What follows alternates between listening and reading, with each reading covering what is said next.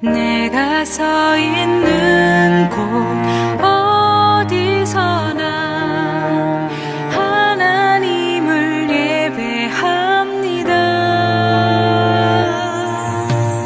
나는 하나님을 예배하는 예배자입니다.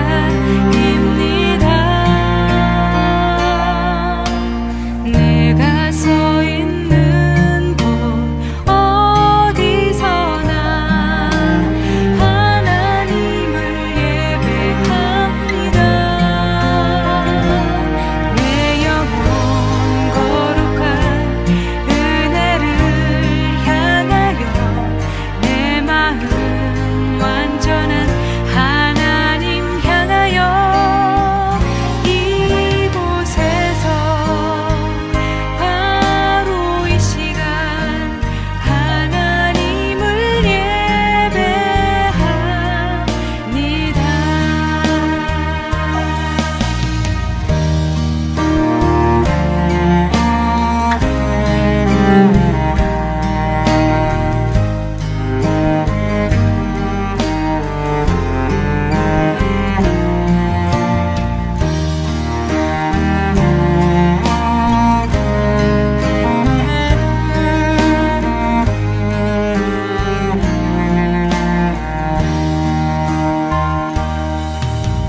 나는 하나님을 예배하는 예배자입니다.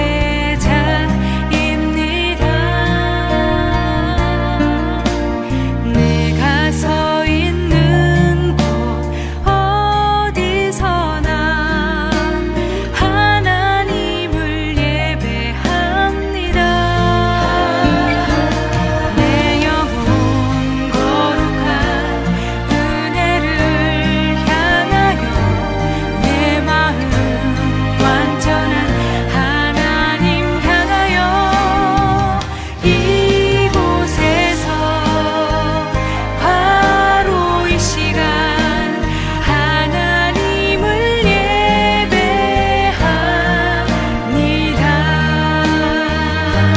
내 영혼 거룩한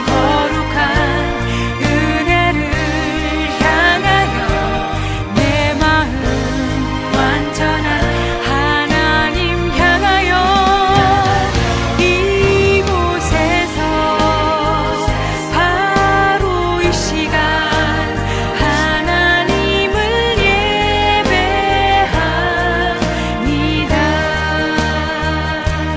내 영혼 거룩한 은혜를 향하여 내 마음 완전한 하나님 향하여 이곳에서 바로 이 시간 하나님을 예배합니다. 이곳에서 바로 이 시간 하나님을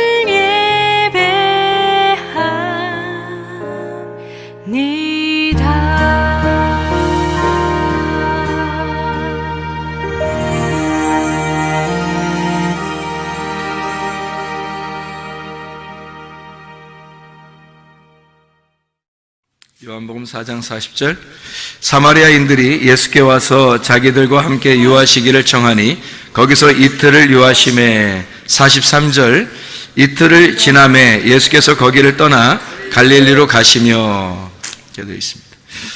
이틀 왜 하필 이틀을 있었을까? 또 이틀을 유하시려고 했을까? 이틀이라고 하는 건 하나 둘 셋 넷 할 때 뭐예요? 하나 둘 셋 넷 할 때 둘이죠? 1, 2, 3, 4 할 때는 2고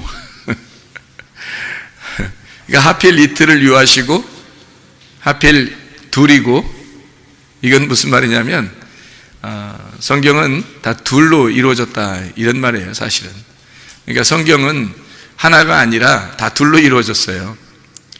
그래서 둘을 잘 알면 그 둘을 통해서 하나를 깨닫게 되는 거거든요.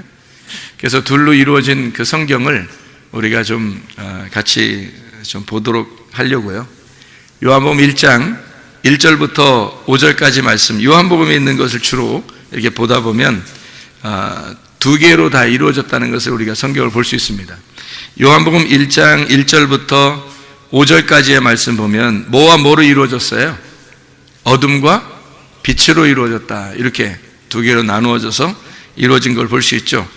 1장 43절부터 51절까지 말씀 보면 나다나엘이라는 사람을 우리가 볼 수 있습니다. 이 나다나엘이라는 사람을 이렇게 주님이 부르시고, 그리고 여기에서 예수님과 나다나엘이 이야기하는 그런 장면이죠.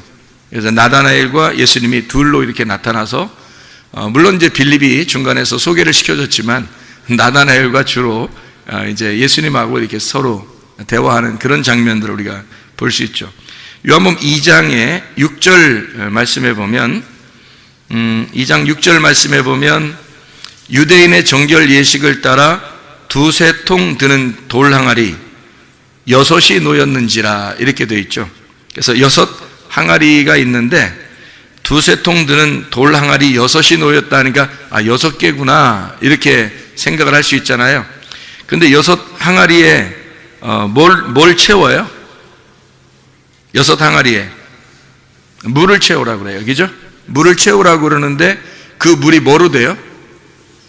포도주가 되죠. 그래서 물과 포도주라고 하는 이 둘로 나누어서 설명을 해주고 있는 그런 장면이죠. 요한복음 3장 1절 말씀에 보면 누가 나오죠? 니고데모라고 하는 사람이 유대인으로서 나오고, 그 다음에 요한복음 4장 7절 보면 뭐라고 나오죠? 누구 나오죠? 사마리아 여자이 나오죠. 그러면 누가 하면 요한복음 이제 3장 1절은 니고데모라는 사람이 나오고, 요한복음 4장 7절에는 사마리아 여자가 나오고, 그러면 여기 있는 둘은 서로 떨어져 있는 사람이 아니라 둘을 통해서 하나를 설명하려고 하는 그런 내용이라고 제가 설명을 한번 해드린 적이 있죠. 그러니까 니고데모라고 하는 사람과 사마리아 여자, 이름 없는 그 사마리아 여자, 이 두 사람은 관계가 떨어져 있는 사람이 아니라 사실 니고데모가 사마리아 여인이 되어 신랑 되신 주님을 만나는 것이다. 이렇게 보면 오히려 성경이 더 이해가 되는 말씀이에요. 그러니까 니고데모가 따로 만나고 사마리아 여자가 따로 만난 것처럼 보이지만 사실은 니고데모는 굉장히 유명한 사람이고 이름 있고 유명한 사람이고 사마리아 여자는 이름도 없는 그런 사람이었죠. 근데 이름 있는 그 유명한 사람을 이름 없게 만들어서 주님이 만난다. 그래서 니고데모는 예수님을 찾아온 사람이고 사마리아 여자는 예수님이 찾아간 사람이다. 어떻게 해야지 구원을 받는다고요? 주님이 찾아오셔야 구원을 받아요. 그러니까 우리가 열심히 찾아간다고 구원받는 게 아니고 뭐 열심히 찾는 건 우리들이 해야 할 일이지만 주님이 찾아오셔야 구원을 받는다. 그게 성경에서 우리에게 가르쳐 주시는 말씀들입니다. 요한복음 3장 5절 6절의 말씀에 보면요, 예수께서 대답하여 진실로 진실로 내게 이르노니 사람이 물과 성령으로 나지 아니하면 하나님 나라에 들어갈 수 없느니라. 여기도 거듭나고 구원받는데 몇 개가 필요하대요? 2개가, 그렇죠? 2개가 필요하다. 물과 성령이라고 하는 2개가 필요해서 이 2개를 통해서 너희가 구원을 거듭남을 받을 수 있다.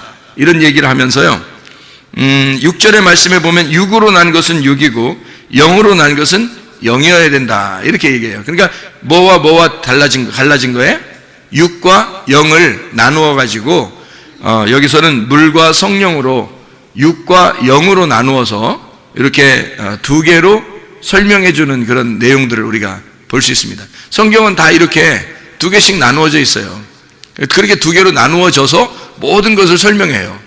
처음부터 그랬죠. 처음부터 창세기에 있는 창세기 2장에 나와 있는 그 나무가 있는데 그게 단수인데요, 그 나무 하나가 선악나무하고 생명나무 2개를 설명하려고 하나의 나무를 갖다 등장시킨 거예요. 그래서 이 2가지가 있더라 이렇게 설명을 한 거죠. 그러니까 성경 하나가 선악과와 생명과라는 이 2개로 성경이 이루어졌다라는 것을 우리에게 설명해 주는 겁니다.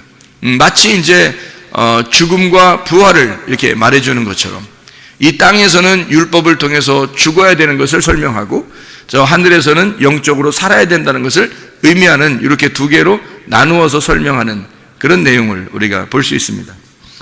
그런가 하면 이제 요한복음 6장을 또 이렇게 보면요, 요한복음 6장 49절 말씀 보면 이렇게 되어 있습니다. 요한복음 6장 49절에 이게 요한복음 6장은 생명의 떡에 대한 이야기인데요, 만나와 생명의 떡에 대한 얘기인데 요한복음 6장 49절에 보면 너희 조상들이 광야에서 만나를 먹었는데 죽었다 이렇게 되어 있죠.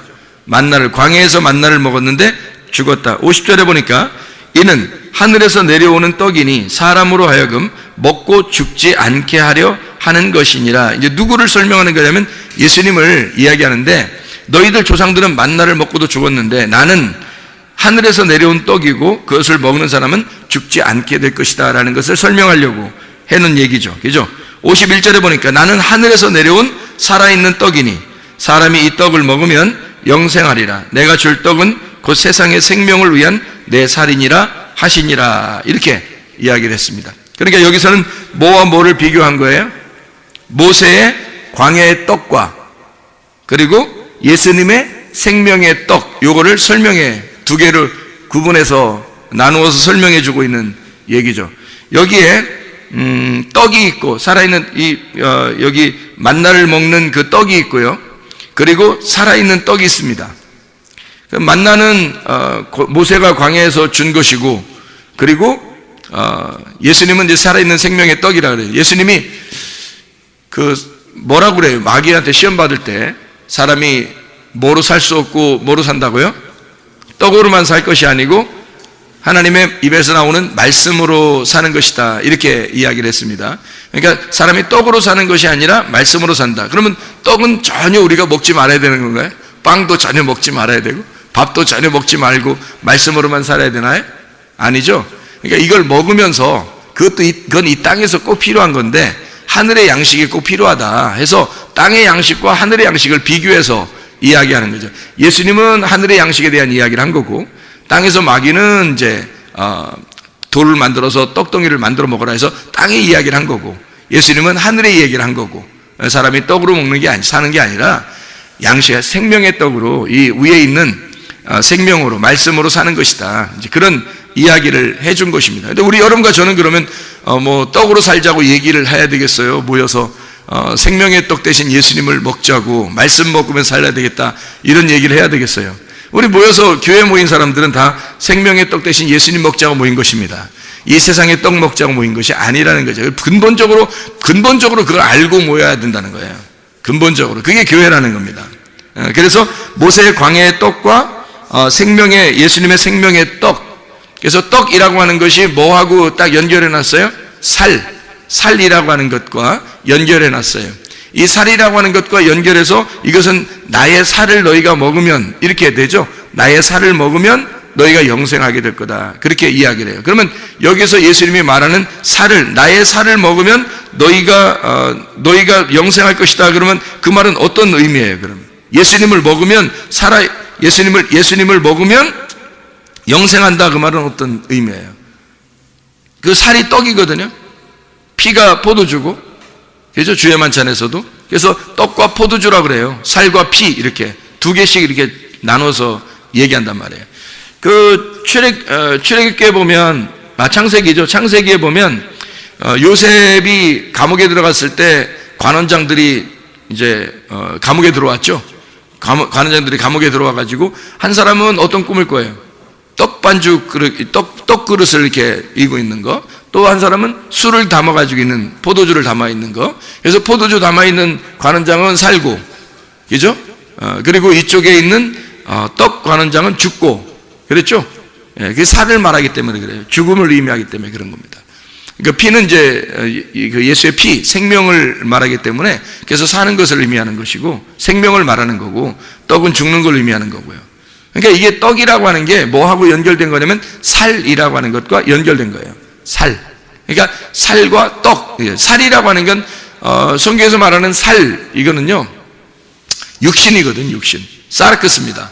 이 사르크스가 죽으면 어떻게 된다고요? 사르크스가 죽으면, 그러니까 바사르라고 하는 것이 죽으면, 구약에 있는 바사르 육체가 죽으면 바사르가 된다 그래요. 그 바사르가 죽으면 바사르가 된다. 바사르가 죽는단 말은 육신이 죽으면 이 말이고, 바사르가 된다는 말은 복음이 된다 그 말이거든요. 그래서 바사르라는 단어가 육체라는 단어와 복음이라는 단어를 같이 쓴단 말이에요. 그래서 복음이라고 그럴 때도 바사르라고 쓰고, 육체라고 쓸 때도 바사르라고 쓴다. 이것이 이제 신약에서는 사르크스거든요. 그럼 사르크스라고 하는 살, 이 살을, 내 살을 먹어라 그거예요. 내 살을 먹어라. 그러면 육신을 먹어라 이 말이잖아요. 그런 육신을 먹어라 그러면 네가 영생하리라 그 말인가요? 아니죠. 예수님이 죽으면 복음이라고 하는 것이 너희를 먹을 것이다.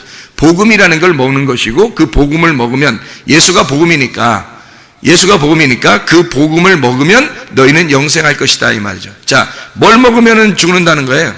만나, 광야에서 있는 만나, 조상들이 먹던 그 만나를 먹으면 죽는다 그런 거고, 예수님의 살을 먹으면 산다 그렇게 얘기하는 거예요. 그러니까 이 예수님의 살이라고 하는 것은 그냥 육신을 말하는 거겠어요? 복음을 얘기하는 거겠어요? 복음을 말하는 거라는 거죠. 복음을 말하는 거예요. 그래서 예수의 살을 먹는 자, 예수의 떡을 먹는 자는 영생하리라 그 말이에요. 조상들이 준 떡은요, 그냥 떡이에요. 예, 그것은 죽음을 의미하는 거고, 주님이 이제 주시는 그 살, 그것은 복음을 말하는 거죠. 그래서 복음을 먹어서 살게 된다라고 하는 것을 이야기하는 내용입니다. 요한복음 6장 55절에서 58절까지 말씀이 그 얘기하는 거죠. 내 살은 참된 양식이요 내 피는 참된 음료로다. 내 살을 먹고 내 피를 마시는 자는 내 안에 거하고 나도 그 안에 거하나니 살아계신 아버지께서 나를 보내심에 내가 아버지로 말미암아 사는 것 같이 나를 먹는 그 사람도 나로 말미암아 살리라. 이것은 하늘에서 내려온 떡이니 조상들이 먹고도 죽은 그것과 같지 아니하여 이 떡을 먹는 자는 영원히 살리라 이렇게 말씀하고 있습니다. 그러니까 육은 무익하고 영은 살리라 하는 말과 같은 내용의 이야기예요. 그래서 6장 63절에 이렇게 이야기합니다. 6장 63절에 살리는 것은 영이니 육은 무익하니라. 내가 너희에게 이른 말은 영이요 생명이라 이렇게 돼 있죠. 여기 있는 말이라고 하는 게 여기서 로고스 말이에요, 레마 말이에요? 레마라는 말이 영이요 생명이라 그런 말이에요. 그래서 로고스가 아니라 여러분에게 직접 적용되는 말씀, 여러분에게 주어지는 말씀들이 있단 말이에요. 그 주어지는 말씀이 오면 그게 영이고 그게 생명이라는 거예요. 그게 복음이 된다는 걸 얘기하는 거예요.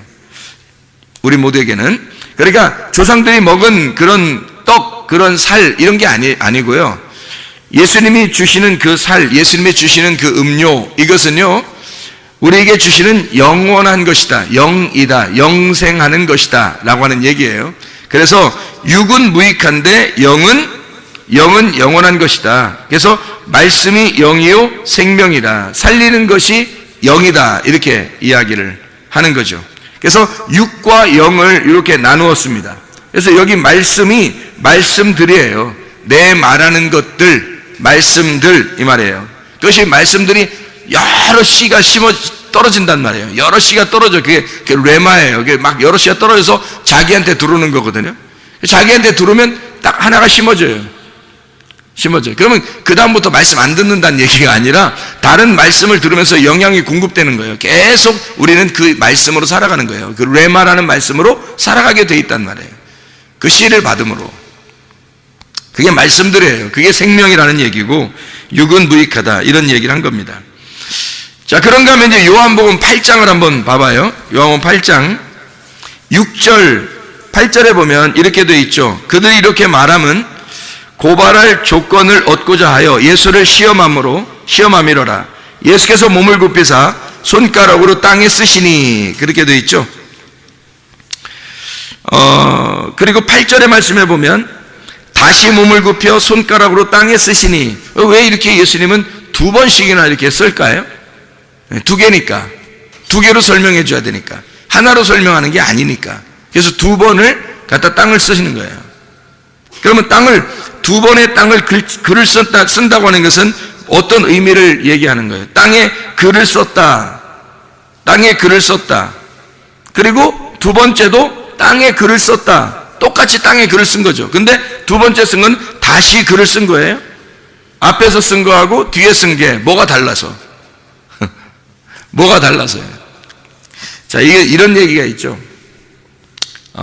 하나님이 모세에게 십계명을 주실 때, 처음 십계명을 주실 때는 어때요? 처음 십계명을 주실 때 이렇게 돌판에다가 새겨서 주시죠. 근데 그 돌판을 산에 올라갈 때 모세가 들고 올라갔어요? 아니면 하나님이 그냥 직접 그냥 거기 돌판을 만들어 가지고 써서 주셨어요?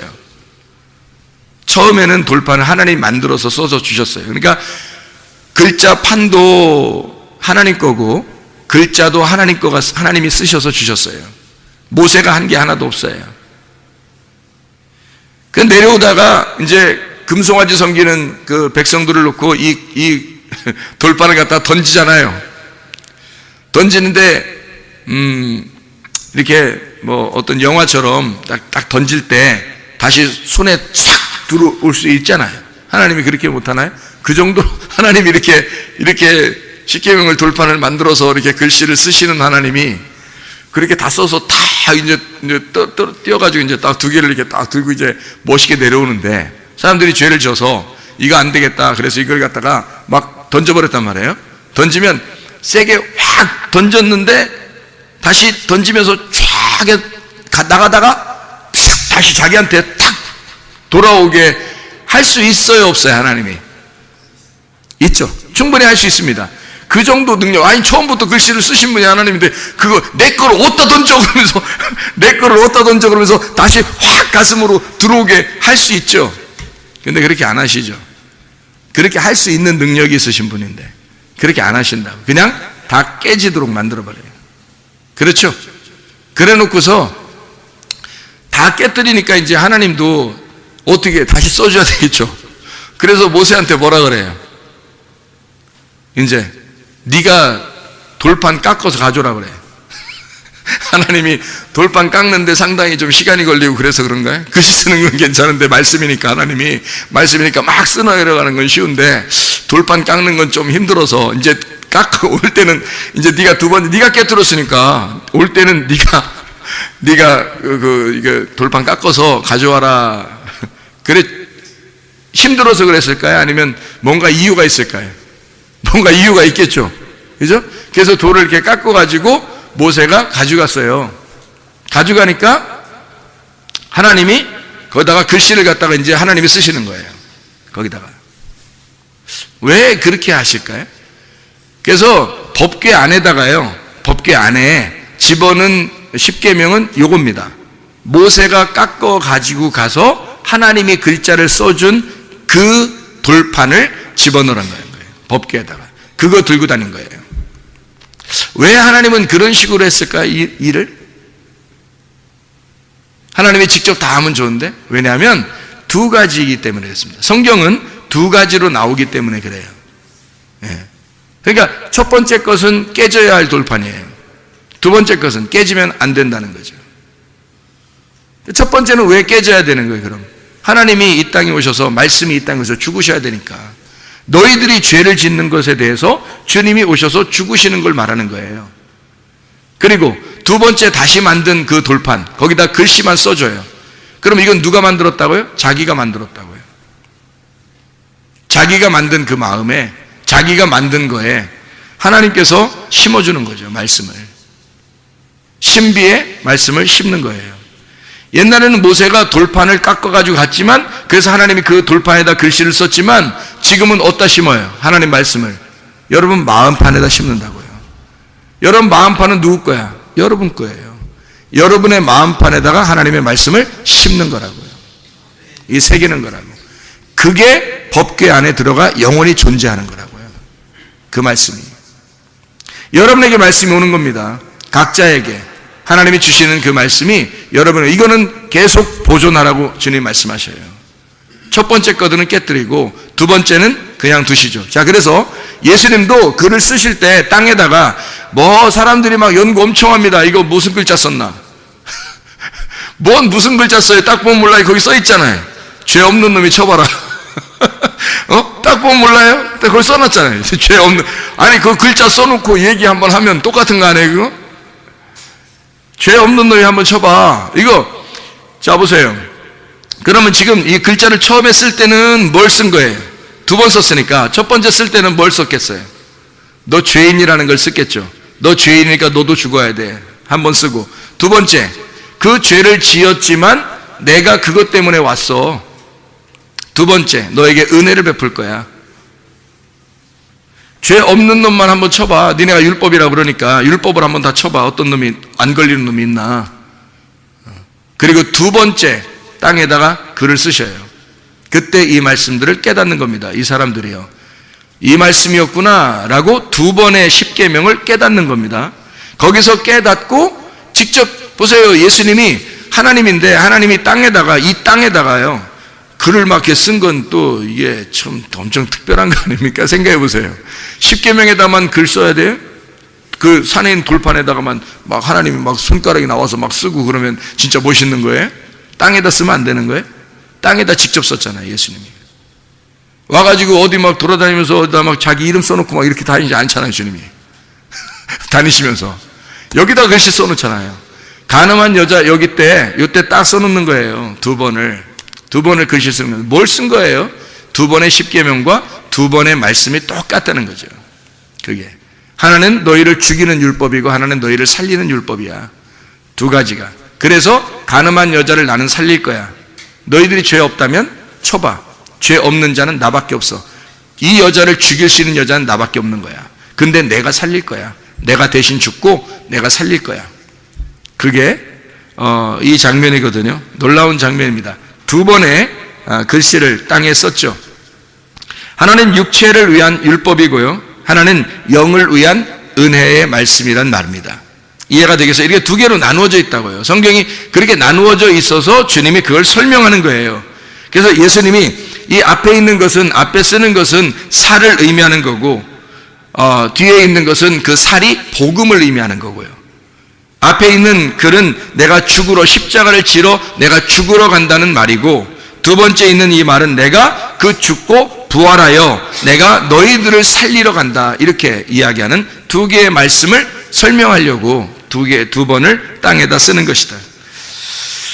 자, 요한복음 8장 23절의 말씀을 봅니다. 예수께서 이르시되 너희는 아래에서 났고 나는 위에서 났으며 너희는 이 세상에 속하였고 나는 이 세상에 속하지 아니했다. 이 세상에 속한 것과 이 세상에 속하지 않은 것, 이렇게 나와 있는 말씀입니다. 요한복음 8장 35절의 말씀, 8장 35절, 종은 영원히 집에 거하지 못하되 아들은 영원히 거하나니, 이렇게 되어 있습니다. 종, 이건 모세를 통한 율법을 이야기하는 거예요. 종은 모세를 통한 율법을 의미하는 거고, 여기에 아들이 나오는데 이 아들은 복음의 예수를 말하는 것입니다. 그러니까 모세와 예수는 둘이 짝을 이룬 거죠. 그래서 율법과 은혜가 짝을 이루어서 성경을 설명하려고 한 거예요. 그래서 모세가 많이 등장하죠. 그래서 모세 오경이라고도 하고, 이렇게 많이 모세 그 율법서를 통해서 구약 성경이 쓰여진 거거든요. 그게 기본으로. 그러니까 예수님은 또 복음서에 있잖아요. 복음서에 마태, 마가, 누가, 요한이라는 복음서를 통해서 신약 성경이 쓰여진 거고요. 구약은 모세 오경을 통해서 구약 성경이 쓰여진 거고, 신약은 예수님을 통해서 신약이 쓰여진 거고, 그래서 모세와 예수님은 짝을 이룬 거예요. 하나는 율법이라고 하는 종의 형태를, 하나는 아들을 통해서 복음의 형태를 설명하는 것이다. 이렇게 나누어서 설명하는 내용입니다. 요한복음 8장 44절의 말씀 보면 너희는 너희 아비 마귀에게서 났으니 너희 아비의 욕심대로 너희도 행하고자 하느니라. 그는 처음부터 살인한 자요 진리가 그 속에 없으므로 진리에 서지 못하고 거짓을 말할 때마다 제 것으로 말하느니 이는 그가 거짓말쟁이요 거짓의 아비가 되었음이라. 이렇게 이야기를 합니다. 너희 아비 마귀. 그리고 예수님은 뭐라 그러면 나는 나의 아비에게서 왔다. 그러니까 예수님의 아버지가 있다. 하나님 아버지가 나의 아버지다, 이런 얘기죠. 너희들이 아버지라고 부르는 그 아버지는 마귀야, 이렇게 얘기하고, 반대로 자기는 아들이니까 나의 아버지가 하나님이야. 내 아버지가 하나님인데 너희들이 나를 죽이려고 하는 걸 보니까 반대, 마귀다, 이 말이에요. 반대 입장이 있다. 그래서 너희는 마귀들의 자식이다. 너희들은 거짓말쟁이고 나는 진리 안에 있는 거다. 그래서 거짓과 진리를 나누고 마귀와 하나님을 나누고 여기에 있는 거짓 말쟁이들과 진리를 말하는 자 예수를 분리해내는 거예요. 이게 두 개로 나누어서 설명하려고 성경을 쓴 것입니다. 자, 요한복음 9장도 한번 보죠. 요한복음 9장 35절부터 41절까지의 말씀에 보면요, 보는 자가 있고 보지 못하는 자가 있어요. 보는 자가 있고 보지 못하는 자가 있다. 잘 생각해 보세요. 보는 자는 예수님께서는 뭐라 그래요? 원래 보지 못하는 자가 죄인이거든요. 그래야 이제 보게 하는 것이 주님의 뜻인데, 예수님이 볼 때는 보는 자를 여기서 뭐라 그러냐면 죄인이다 이렇게 말해요. 너희가 본다고 그러니까 죄가 그대로 있다 이렇게 말하고, 너 보지 못하면 죄가 없을 텐데 그래요. 그러니까 소경이 죄가 없다는 거예요. 죄인은 보는 자를 죄인이라고 그러고 진짜 맹인이라 그렇게 말해요. 여기서 보지 못하는 사람을 맹인이라고 그러는데 이 사람은 의인이라고 그럽니다. 이 사람은 죄를 인정한 거예요. 내가 죄인입니다. 나는 보지 못하는 자입니다. 인정하게 되니까 이 사람을 눈뜬 자라고 주님 말씀하시는 거예요.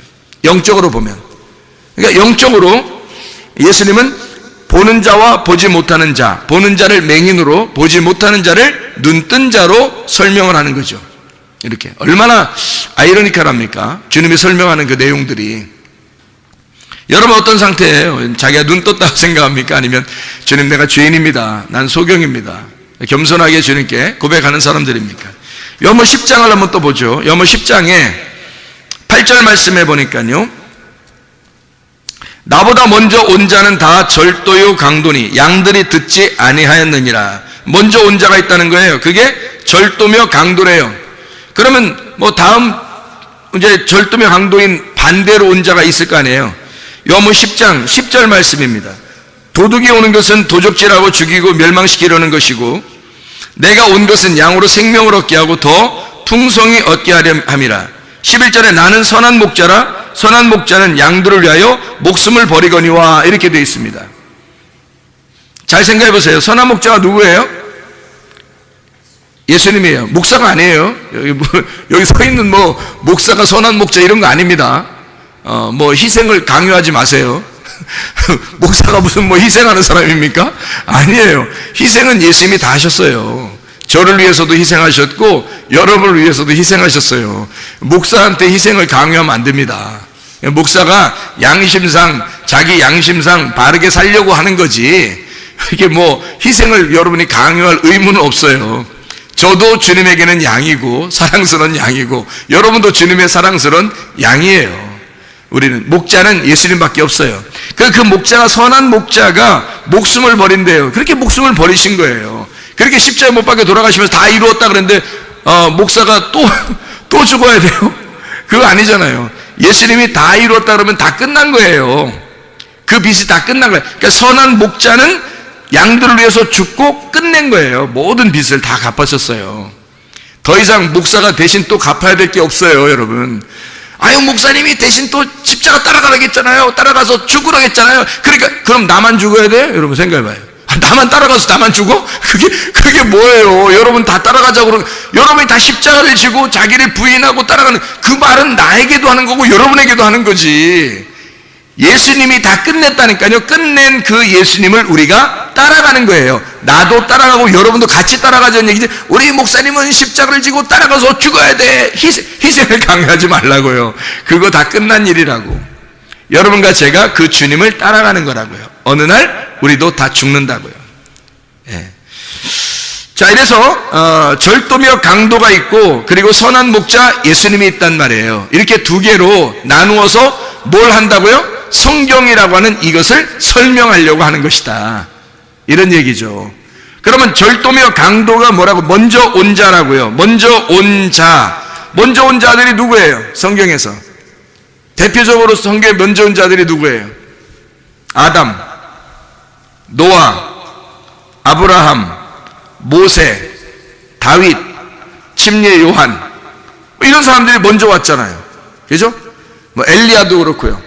예수님의 하나님의 그 말씀을 가지고 있는 자인데 하나님의 말씀을 가지고 그들이 먼저 왔다고요. 먼저 와서 사람들을 자기에게로 인도했단 말이에요. 그죠? 바리새인들도 마찬가지죠. 그들을 따른 거예요. 모세를 따르고. 이해가 돼요? 모세를 따르고 엘리야를 따르고 다윗을 따르고 노아를 따르고 아브라함을 따르고 자기들도 아브라함을 따라가는 자들. 근데 예수님은 그들에게 너희들은 아브라함의 자손이라고 아니야. 그게 너희들은. 그러니까 부자와 거지 나사로의 그 설명을 하면서 누가 아브라함 품에 있다고요? 거지 나사로가 있는 거라고 얘기하잖아요. 부자들 너희들이 있는 게 아니다. 너희들 말씀 안다고 아브라함 품에 있다고 하지만 너희들 아니야 이렇게 말하잖아요. 그러면 이 사람들은 지금까지 따라온 게 누군데? 아담, 노아, 아브라함, 모세, 다윗, 침례 요한 다 따라왔는데요 그들이. 근데 아니라는 거예요. 그거 아니라는 거예요. 너희들은 그게 아니라는 거예요. 그래서 그걸 따라온 사람들이 지금 자기들은 최고로 잘 따라왔다고 생각해서 말씀을 잘 따라왔다고 율법적으로 자기들은 열심히 살았다고 하는 사람들이 바리새인들이에요. 근데 선한 목자 예수님은요, 선한 목자 예수님은 구원하러 오셨다 그래요. 근데 이 사람들은 다 살려고 그러는 거죠. 바리새인들은 그 앞에 있는 자들을 다 따라가면서 그들이 그것을 말씀을 율법을 배웠는데 자기들은 다 살려고 한단 말이에요. 자기들은 살려고 하고 그 율법을 가지고 다른 사람을 죽이려고 한 거죠. 그죠? 근데 반대로 선한 목자는 어떻게 해요? 반대로 와요. 자기가 죽으려고 와요. 그러니까 완전 반대죠. 그러니까 이 사람들이 따라가던 이제까지 따라가던 그 율법, 이제까지 따라오던 그 말씀들을 자기들은 최고인 줄 알고 따라갔는데, 그래서 자기들이 거룩한 줄 알았는데 다른 사람을 정죄했는데, 알고 보니까 예수님은 자기가 죽으러 왔던 거예요. 그럼 예수님이 죽으러 왔다는 얘기는 누구로 뭘로 왔다는 거예요? 반대로 율법에 의하여 죽으러 왔다는 얘기를 얘기하려고 하는 건데, 죄인으로 왔다는 얘기예요. 그러니까 의인과 죄인을, 그러니까 땅에서 말하는 의인은 율법과 선지자예요. 그렇죠? 근데 땅에서 죄인대로 왔다는 거예요, 주님이. 그래서 예수님이 이 땅에 죽으니까 반대로 하늘나라 올라가니까 뭐가 돼요? 죄인이 의인 되는 거예요. 의인들은 죄인 되는 거고. 그래서 이 땅에서 눈을 뜬 자는 하늘나라에 눈 감은 자가 되는 것이고, 이 땅에 눈을 감은 자는 하늘나라에 눈을 뜨는 자가 될 것이다. 그런 얘기를 하는 거죠. 위의 문이 열리는 거죠. 아래에서 문이 닫힌 사람들이 자기가 문이 닫혔다 이렇게 고백하는 사람들에게 눈이 열리는 거죠. 하늘의 문이 열리는 거예요. 그걸 부활했다 그러는 거예요. 무덤에서 부활했다. 무덤 문이 열렸다. 네 속에 있던 무덤 문이 열렸다. 그런 이야기를 하는 거죠. 요한복음 10장 26절 27절의 말씀입니다.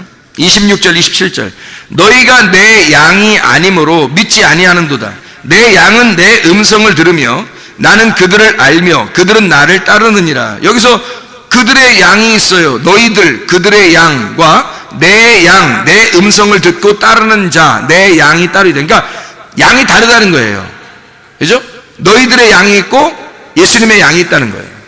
그러면 우리가 무슨 말씀을 따라 살고 있느냐, 무슨 말씀을 받기를 좋아하느냐, 어떤 말씀을 듣고 있느냐, 어떤 말씀이 내게 와 있느냐에 따라서 주님의 양이 될 수도 있고 주님을 대적하는 양이 될 수도 있다는 얘기예요. 상대방의 양, 그죠? 너희들의 양, 그러니까 율법과 선지자들의 양이 있고 은혜의 진리의 양이 있단 말이에요. 그러니까 선한 목자 대신 예수님의 양이 있고 율법과 선지자들의 양이 있단 말이에요. 그러니까 너희들은 그들 양이다. 그래서 26절, 27절의 말씀에 너희가 내 양이 아니다 이렇게 얘기하잖아요. 그러니까 예수님 말씀 듣는 것이 아니라는 거예요. 예수님은 죽으러 왔는데 그 죽으러 오신 그 양을 위해서 죽으러 오신 예수님을 따르지 않는다는 겁니다. 그 말을 듣지 않는다. 그러니까 예수님의 양이 따로 있다는 거예요. 너희가 믿지 않는 거예요. 믿지 않으니까 예수님의 양이 아닌 거고, 믿으면 양은 주님의 음성을, 주님의 양은 주님의 음성을 듣게 된다. 그걸 좋아하게 된다는 거예요. 그러면 그건 주님의 양이라는 겁니다. 그래서 주님을 믿고 따르는 겁니다. 어떤 말씀이 우리에게 와 있느냐 하는 얘기고요. 그 진리의 말씀을 우리는 따르셔야 돼요. 예수 그리스도를 따라가셔야 됩니다. 예, 다른 양이 돼서는 안 되는 거예요. 다른 걸 이렇게 다른 말씀들, 이상하다 다른 말씀들, 내가 좋아하는 뭐 이런 거 아니에요. 그렇게 하면 안 되고요. 주님의 말씀이 있어야 돼요. 진리의 말씀. 성경은 이렇게 두 개로 나누어져 있기 때문에 자칫 잘못하면 앞에 걸 선택할 수 있어요. 뒤에 걸 선택해야 되는데, 앞에 걸 선택하면 오랫동안 선택할수록 우리는 손해를 봐요. 왜냐하면 그것이 오히려 나를 절도며 강도가 되기 때문에 그래요, 나한테. 그럼 우리는 모든 걸 다 잃어버립니다. 물론 잃어버려야죠. 그래서 모든 걸 잃어버릴 때 그 순간이 오면 나를 다 잃어버리고 절망 가운데 있을 때 새로운 목자가 나타나시는 거죠. 레마로. 근데 그게 너무 늦지 않기를 바랍니다. 그게 너무 늦지 않기를. 주의 말씀을 들을 때 우리는 주님의 음성을 듣고 주의 말씀을 따라 사는 사람들이 되셔야 합니다. 요한복음 11장 43절 44절의 말씀에 보면요, 이 말씀을 하시고 큰 소리로 나사로야 부르시니, 나사로야 나오라 부르시니, 죽은 자가 수족을 배로 동인 채로 나오는데 그 얼굴은 수건에 쌓였더라. 예수께서 이르시되 풀어놓아 다니게 하라 하시니라. 이렇게 되어 있죠. 나사로는 성경에서 어떤 사람이에요? 죽은 자죠. 예수님은 어떤 자예요? 자, 나사로는 죽은 자고 그 무덤에 있는 거고요. 예수님은 누구예요? 여기서 그러면 죽은 자를 살리는 분이잖아요. 그죠? 죽은 자를 살리는 분이니까 죽은 자와 죽은 자를 살리는 분이 있어요. 그러면 여기서 나사로는 죽은 자인데 이 죽은 자를 뭐라고 표현해요? 묶여있는 자라는 얘기예요. 묶여있는 거를 죽은 자라 그렇게 표현하는 거예요. 그럼 묶여있는 자를 다른 말로 따지면요, 깨닫지 못하고 있다는 얘기입니다. 깨닫지 못하고 있다. 이렇게 깨닫지 못하고 묶여있는 자 나사로를 예수님을 만나면 예수님이 와서 어떻게 이거를 풀어주죠. 자유롭게 풀어줍니다. 묶인 것을 풀어주는 거예요. 그러면 풀어준다는 말을 다른 말로 말하면요, 깨닫지 못하고 있는 걸 깨닫게 해주고 있다는 얘기입니다. 그럼 풀리는 거죠. 무덤에 갇혀 있는데 문화메이온이라고 하는 이 기억 상실, 생각이 없는, 그것에 막혀있는 그 기억이 딱 매여있는, 묶여있는, 풀어지지 않는 그 생각을 주님이 이 무덤을 열어서 이 기억을 되살리는 겁니다. 생각을 갖다가 생각나게 만들어주시는 거예요. 이게 부활이라고요. 주님은 풀어주는 자고 나사로는 죽은 자라는 거죠. 주님은 살려주는 자고 나사로는 죽은 자고. 이해가 되겠어요? 이게 두 개로, 하나는 죽는 자요, 하나는 살려주는 자로 두 개로 설명하고 있잖아요. 자, 또 한번 봅니다. 요한복음 16장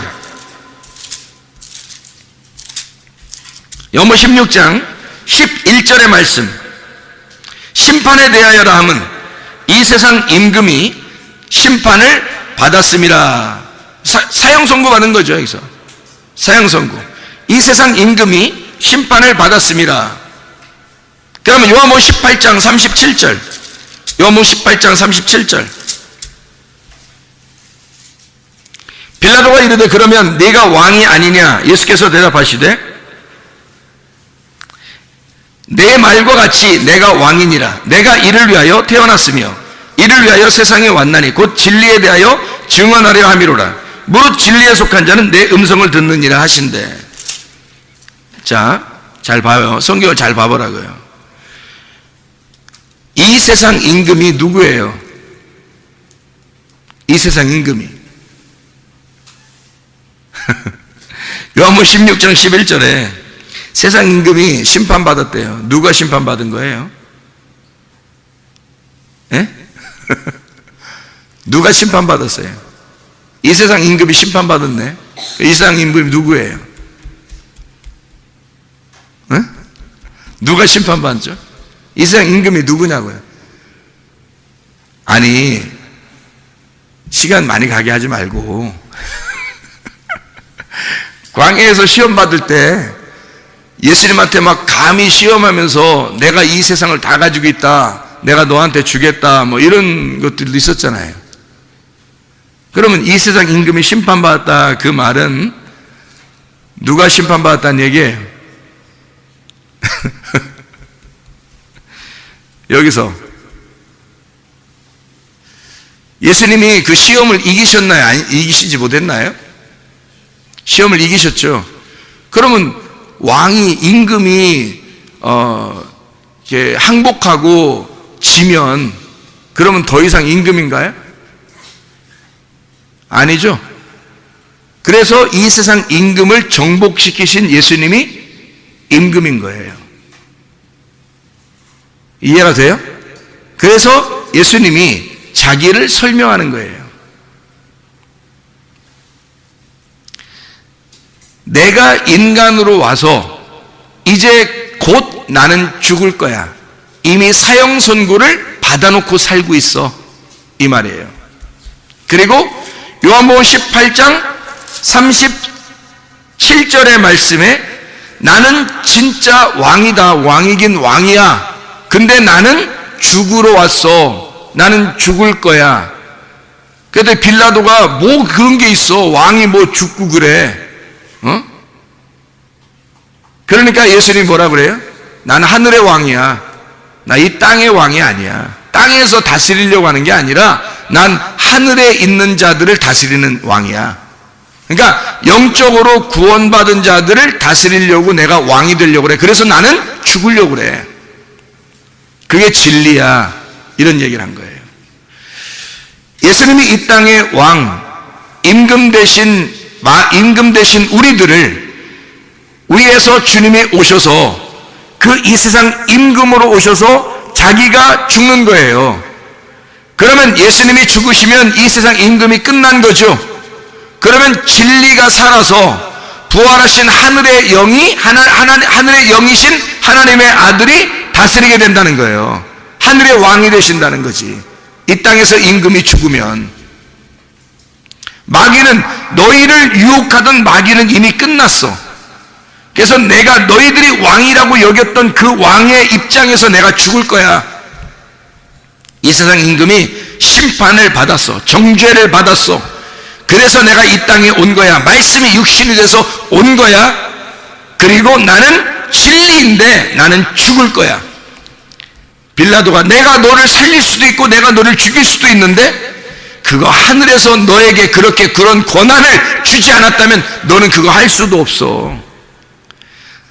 내가 그 능력을 너에게 주었고 네가 나를 죽이도록 그런 명령을 하도록 권세를 주었기 때문에 네가 하는 거야. 내가 영들을 다스리는 왕이야. 그 예수님이 그렇게 말씀하시는 거죠. 그래서 주님은 요한복음 19장 11절 예수께서 대답하시되 위에서 주지 아니하셨더라면 나를 해할 권한이 없었으리니 그러므로 나를 내게 넘겨준 자의 죄는 더 크다. 그래서 주님은 너를 일부러 시켜서 나를 죽이도록 하는 거야. 너도 내 수하에 있는 거야. 내가 하늘의 왕이니까. 이해가 되시겠습니까? 이 땅의 임금이 죽고 이 땅의 임금이 정죄를 받아 이 땅의 임금이 심판을 받아 죽으면 그러면 하늘의 왕으로서 살아가게 된다. 그런 얘기를 하는 것입니다. 자, 무슨 얘기인지 아시겠죠? 요한복음 19장 34절 그중 한 군병이 창으로 옆구리를 찌르니 곧 피와 물이 나오더라. 이렇게 두 가지로 설명하고요. 요한일서 5장 6절 7절 8절에는 물과 피로 임하신 자니 그래서 성령은 물과 피로 임하신 이것을 증거한다. 이렇게 요한일서 5장 6절 7절 8절에는 설명하고 있습니다. 자, 우리 이제 앞으로 가가지고요. 요한복음 6장 한번 9절을 한번 봐봐요. 요한복음 6장 9절. 여기 한 아이가 있어 보리떡 5개와 물고기 2마리를 가지고 있나이다. 왜 보리떡만 얘기하면 되지 왜 물고기 2마리까지 얘기하나요? 2마리죠. 물고기 2마리. 그것도 보리떡 5개, 물고기 2, 5을 둘로 나누어 설명하겠다. 그래서 5을 둘로 합하면 7이 되는 예수님을 말하는 것이다. 이 2개가 나누어지는 것이 아니고 하나가 되어야 된다. 그래서 보리떡 5개와 물고기 2를 5개를 둘로 설명해서 이 2개가 합쳐지면 7이 된다. 7 예수님이 된다. 이것을 먹은 자들이 이 땅에서 안식을 누리는 거예요. 그래서 예수님 안에서 안식을 누리는 사람들이 됩니다. 요한복음 8장 17절 18절 너희 율법에도 2 사람의 증언이 참되다 기록되었으니 내가 나를 위하여 증언하는 자가 되고 나를 보내신 아버지도 나를 위하여 증언하시느니라. 2명이 돼야 증인이 되니까. 그래서 둘씩 전도하러 보내는 거예요. 증인이니까. 어느 단체들을 얘기하는 거 아닙니다. 이게 예수님이 2를 갖다 설명하기 위해서 그런 거예요. 둘씩 보내는 이유는 2가지씩을 설명해 주라는 얘기예요. 2개씩을 나누어서 잘 설명해 주라. 이 성경이 그렇게 되어 있으니까 이 2개를 나누어서 잘 설명해 주라는 뜻이에요. 둘씩 보내는 것은. 예수님이 자기를 증거하는데 다른 사람을 사용하지 않습니다. 왜요? 예수님은 하나님이니까 다른 증인들을 필요로 하지 않아요. 예수님이 증인이 되고 아버지가 증인 되신다 그렇게 말해요. 아버지가 예수님인데 아버지가 아들이고 아들이 예수님이거든요. 하나님이거든요. 그러면 아들이 아버지고 아버지가 아들인데 예수가 자기가 증인이 되고 내 아버지가 증인이 된다는 말은 자기가 전적으로 증인된다는 얘기거든요. 그럼 이걸 왜 2가지로 설명하면 증인은 2이 돼야 되니까. 성경은 2로 나누어져서 이어진 거니까. 그런 내용이니까. 그래서 2를 설명하는 거죠. 요한복음 8장 18절의 말씀, 내가 나를 위하여 증언하는 자가 되고 나를 보내신 아버지도 나를 위하여 증언하시느니라. 2 사람의 증언이니까 아들과 아버지죠. 그러면 우리가 주님의 증인이 되려면 어떻게 돼야 돼요? 주님의 증인이 되려면 그러니까 우리 속에 누가 들어와야 돼요? 아버지의 아들이 들어와야 돼요. 그래야 증인이 되는 거예요. 그럼 아버지의 아들이 우리 속에 들어오면 어떤 것을 증거할까요? 예수가 나 때문에 정죄받으시고 죽으셨다는 걸 증언하겠죠? 무슨 말인지 알겠죠? 정죄는 내가 받을 테니까 너는 반드시 살아야 된다라고 하는 것을 주님이 내게 가르쳐 주셨다라고 증언하겠죠. 그죠? 그래서 주님이 나를 위해 정죄를 받으시고 심판받아 죽으실 테니 너는 대신 살아라. 죽음과 부활을 설명해 주고 있는 내용이죠. 그게 증인이라는 겁니다. 그걸 잘 설명해 내는 사람이 증인이라는 거예요. 성경의 증인. 자, 요한복음 14장 6절 말씀입니다. 잘 아는 말씀이죠? 14장 6절. 예수께서 이르시되 내가 곧 길이요 진리요 생명이니 나로 말미암지 않고는 아버지께로 올 자가 없느니라. 누가 증인이에요? 다 하시는 거예요. 길, 진리, 생명 예수님이 다 하시는 거예요. 20절 말씀 봐요. 요한복음 14장 20절 말씀. 그날이 어떤 날이에요? 부활의 날, 네가 눈이 떠지는 날, 네가 깨닫는 날, 네가 무덤의 문이 열리는 날, 그 날에는 내가 아버지 안에, 너희가 내 안에, 내가 너희 안에 있는 것을 너희가 알리라. 이 부활의 날에는 너와 내가 하나인 것을 네가 알게 될 것이다. 그런 말이죠. 그러면 증인이 예수와 우리 안에 들어온 예수가 증거한다는 얘기예요. 그렇죠? 예수이신, 부활하신 그 예수님과 나를 살리신 그 예수님이 이 예수와 그 예수가 같이 길과 진리와 생명을 설명하게 될 것이다. 그런 얘기예요. 요한복음 14장 15절, 16절, 17절의 말씀입니다.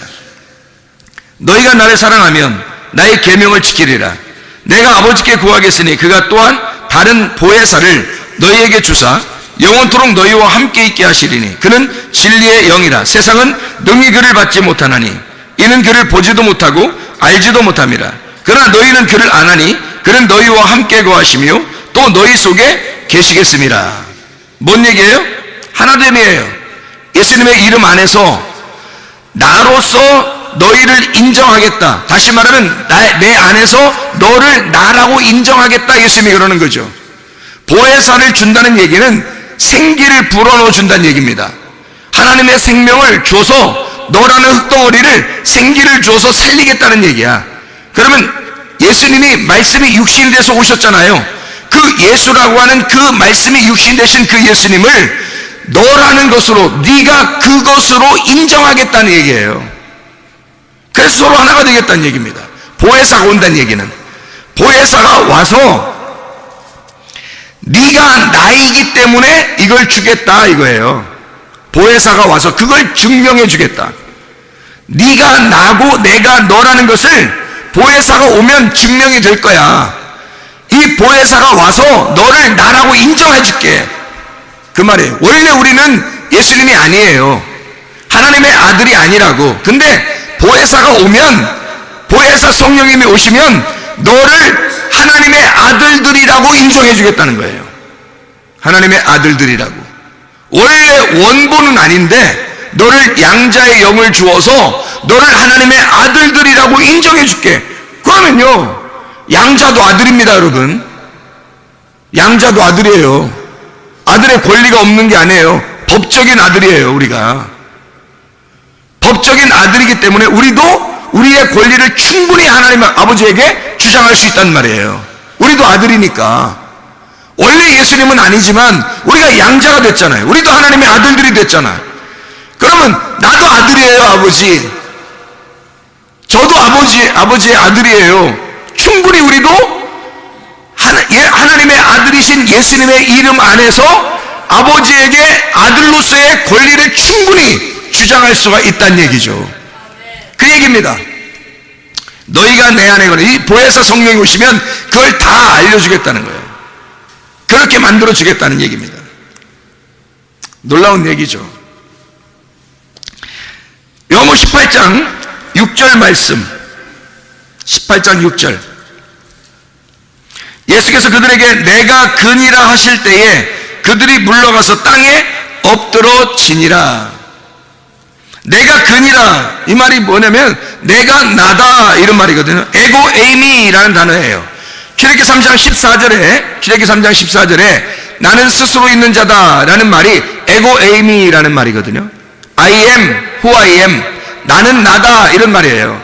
나는 존재다, 내가 살아있다, 내가 생명이다 이런 말이에요. 예수님이 나는 생명이다, 나는 스스로 있는 자다, 내가 하나님이야, 내가 그 여호와야, 너희들이 따랐던 그 여호와야 라고 하니까 사람들이요 물러가서 땅에 엎드러져요. 왜냐하면 스스로 있는 자 앞에 굴복하는 겁니다. 주님이 내가 나야 라고 하니까 다 엎드러지는 거예요. 요한복음 18장 6절의 말씀이죠. 그렇죠? 요한복음 18장 9절 말씀 하나만 보고 마치도록 하겠습니다.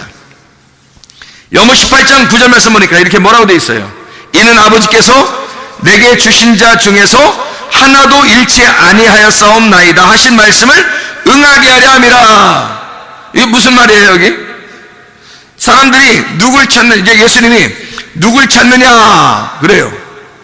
만약에 예수님이 여기서 내가 그니라 했는데 다 엎드러졌어요. 어떻게 잡아요, 예수님을?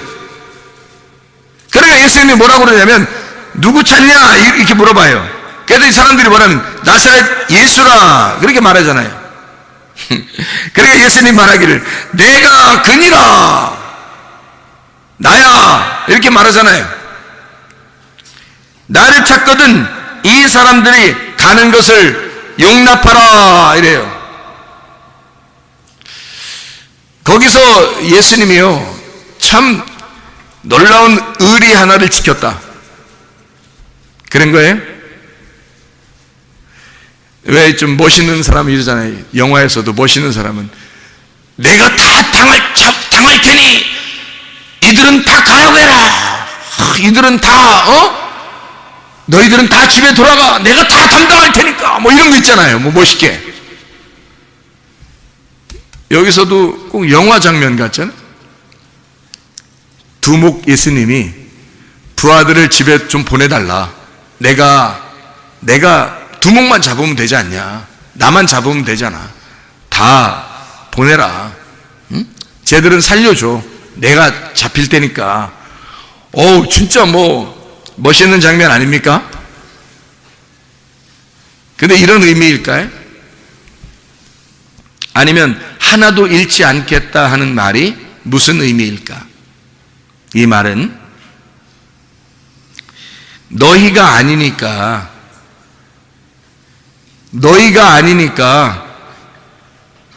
너희 일이 아니니까, 너희들의 일이 아니니까. 잘 생각해 봐요. 예수님의 일이지 제자들의 일이 아니란 말이에요. 지금 여기서 잡히시는 이 일은요, 예수님의 일이지 제자들의 일이 아니라고요. 제자들이 감당할 만한 일이 아니라고요. 이게 예수님이 다 짊어지셔야 할 예수님의 일이었다고요. 예수님의 사역, 그리스도의 사역, 제자들의 사역이 아니라고요. 그래서 이들은 하나도 잃어버리지 않도록 양들을 위하여 자기 목숨을 버리는 것이 그리스도의 역할이었다고요. 내가 죽을 테니 너희들은 살아라. 내가 죽을 테니 너희들은 살아라. 그게 주님의 이 땅에 내려오신 사역이십니다. 그러니 여러분, 예수 그리스도가 이 모든 것을 담당하시기 위하여 이 땅에 오셨어요. 우리는 그 하늘에서 오신 그 예수를 받아들여서 이 땅에서 그 하늘에서 오신 예수를 이 땅에서 전파하는 증인들입니다. 예수 그리스도를 받아들이고 말씀이신 예수님을 받아들여서 이 두 개의 말씀으로 오신 예수님을 우리 속에 깊이 받아들여서 이 말씀을 다른 사람들에게 세상에 전하는 이 예수의 증인들이라고요. 여러분과 제가, 우리는 살아있는 자예요. 하나님의 영을 받아 살아있는 자가 되면 하나님 안에 있는 자고 하나님이 우리 안에 거하시는 자가 된다고요.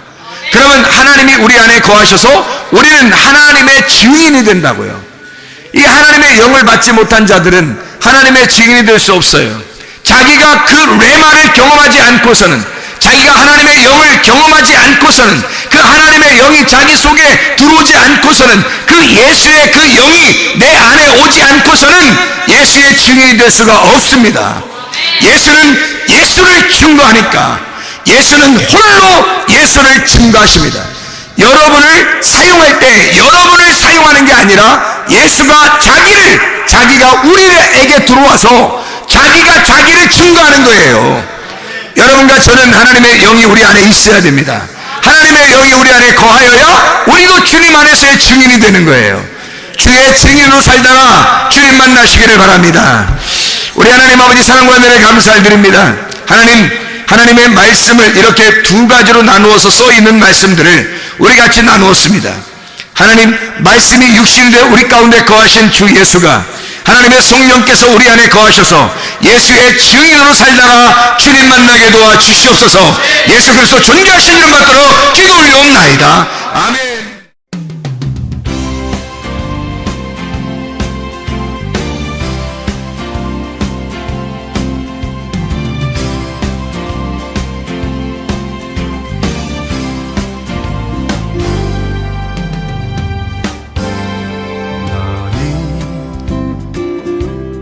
너머로 뻗은 나무 가지에 푸른 열매처럼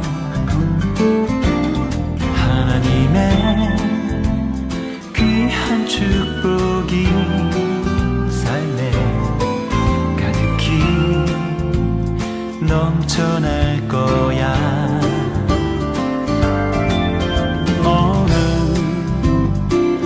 어떤 시련이 와도 능히 이겨낸 강한 발이 있어. 전능하신 하나님께서 너와 언제나 함께 하시니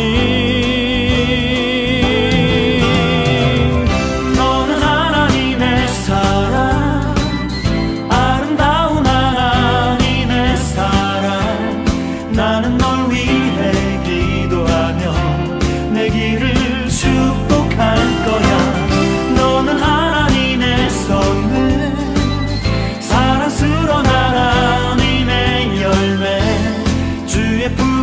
꽃피운 나무가 되어줘.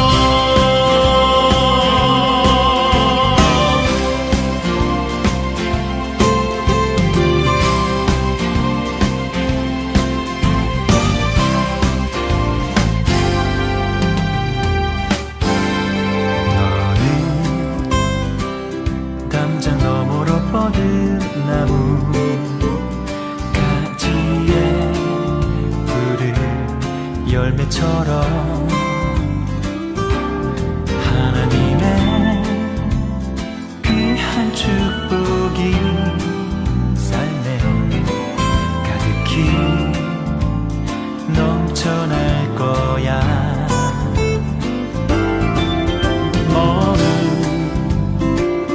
어떤 시련이 와도 능히 이겨낸 강한 발이 있어. 전능하신 하나님께서 너와 언제나 함께 하시니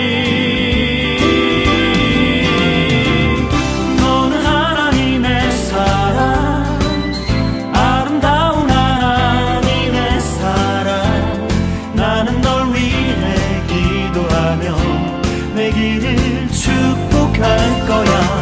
너는 하나님의 선물, 사랑스러운 하나님의 열매, 주의 품에 꽃피는 나무가 되어줘.